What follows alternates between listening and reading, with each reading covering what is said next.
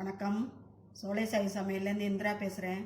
இன்றைய வீடியோவில் கால்சியம் சத்து நிறைந்த ராகி தோசை தான் செய்ய போகிறோம். வாங்க எப்படி செய்கிறதுன்னு பார்க்கலாம். ராகி தோசைக்கு மாவு கரைச்சிக்கலாம். 1 கப்பு ராகி மாவு, கேப்ப மாவுன்னு சொல்லுவாங்க. 1/2 கப்பு பச்சரிசி மாவு, 2 ஸ்பூனு ரவை, கொஞ்சமாக 1/2 ஸ்பூனு ஜீரகம், 1/2 ஸ்பூன் மிளகு, கொஞ்சமாக இஞ்சி கட் பண்ணி வச்சுருக்கேன் பாருங்க, அதை போட்டுருவோம். சின்ன வெங்காயம் தான் நறுக்கி வச்சுருக்கிறேன் பொடியாக, அதையும் போட்டுருவோம். ஒரு பச்சை மிளகாய் நறுக்கி வச்சுருக்கிறேன், அதையும் போட்டுருவோம். கொத்தமல்லி பொடியாக அரிஞ்சு வச்சுருக்கேன் பாருங்கள். கருவேப்பிலை இருந்தால் போட்டுக்கலாம், எனக்கிட்ட இல்லை அதனால் போடலை. இதுக்கு வேண்டிய உப்பையும் போட்டுக்குவோம். தண்ணி ஊற்றி கரைச்சிக்கலாம்.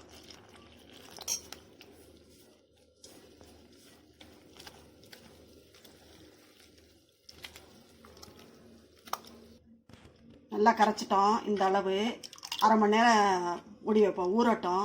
அப்புறம் கெட்டியாகும், அப்புறம் தண்ணி பார்த்து ஊற்றிக்குவோம். மூடி வச்சிருவோம். 1/2 மணி நேரம் ஆகட்டும். 1/2 மணி நேரம் ஆயிடுச்சு.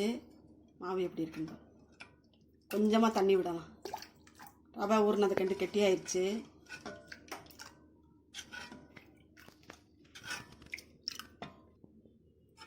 நல்லா காயப்படுக்கலாம். தோசை கல் காஞ்சிருச்சு, ஊற்றிடலாம். மாவை நல்லா கிண்டிட்டு தான் ஊற்றணும்.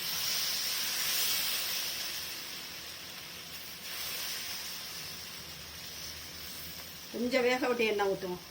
ஓட்டையெல்லாம் நிரப்ப வேண்டாம். இந்த டயத்தில் எண்ணெய் ஊற்றுவோம்.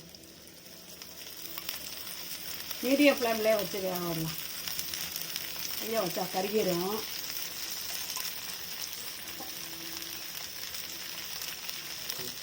வேகட்டும்.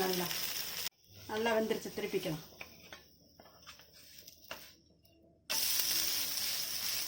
நல்லா வேக விட்டுறணும், கேழ்வரகு மட்டும். நல்லா வெந்துருச்சு, எடுத்துடலாம். இதே மாதிரி தக்காளி தோசையும் நம்ம சேனலில் போட்டிருக்கோம், வேணும்னா லிங்க் கொடுக்குறோம், போய் பார்த்துங்க. இந்த மாதிரி ராகி தோசை நீங்களும் செஞ்சு பாருங்கள். தேங்காய் சட்னியோடு சேர்த்து சாப்பிட்றதுக்கு அருமையாக இருக்கும். செஞ்சு பார்த்துட்டு கமெண்ட்ஸில் சொல்லுங்கள். பிடிச்சிருந்தால் லைக் பண்ணுங்கள், ஷேர் பண்ணுங்கள். சோலை சாய் சமையலுக்கு சப்ஸ்கிரைப் பண்ணுங்கள். நன்றி, வணக்கம். நாளைய வீடியோவில் பார்க்கலாம்.